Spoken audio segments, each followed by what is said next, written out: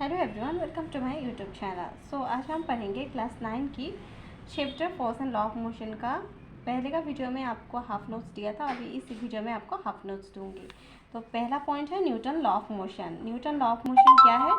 Newton studied the idea of Galileo and gave the 3 laws of motion. This law is known as Newton's law of motion.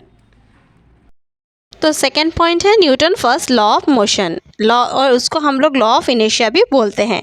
तो any object remains in the state of rest और uniform motion along a straight line until it's compelled to change the state by applying external force। ये है Newton first law of motion का and law of inertia का explanation. तो इसको explain कर रहे हैं, if any object is in the state of rest then it will remain in rest until a external force is applied to change its state. Similarly, an object will remain in motion until any external force is applied over it change its state. This means all objects resist to in changing their state.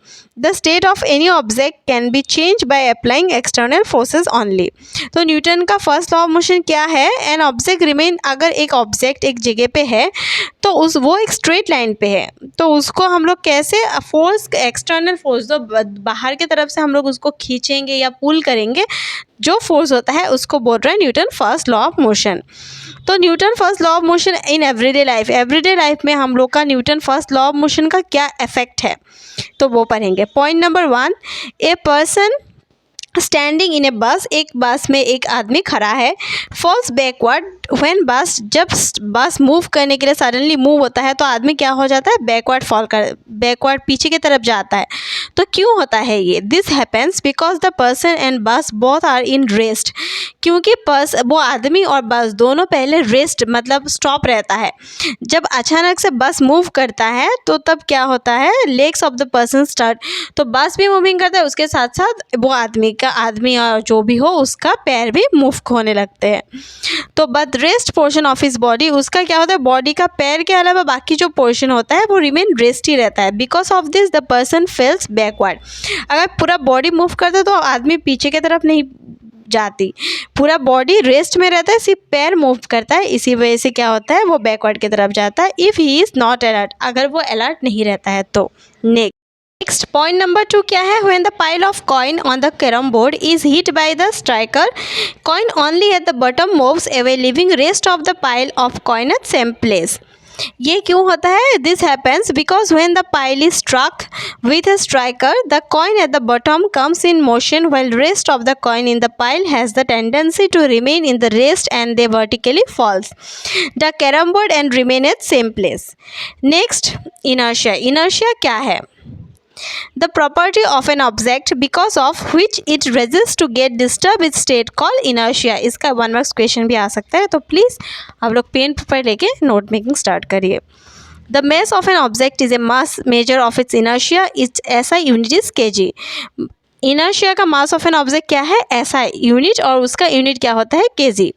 A body with greater mass has greater inertia. Next, MAUA plus MAUB is the total momentum of the two balls A and B before collision and is their total momentum after the collision। In other word, अगर हम लोग दूसरे तरह से समझे तो क्या है? The natural tendency of an object that resist the change in state of motion और rest of the object is called inertia. Inertia इसको कहते हैं। तो next, since a heavy object has more inertia, thus it is difficult to push or pull a heavy box over the ground than the lighter one। तो next हम लोग पढ़ेंगे mass. Mass क्या है? Inertia of an object is measured by its mass. Inertia, एक object का inertia किससे measured करता है? मास से मेजर्ड करता है। Inertia is directly proportional to the mass. This means inertia increase with increase. अगर इनर्शिया इंक्रीज होता है तो मास भी इंक्रीज होगा, इनर्शिया डिक्रीज होगा तो मास ऑल्सो डिक्रीज।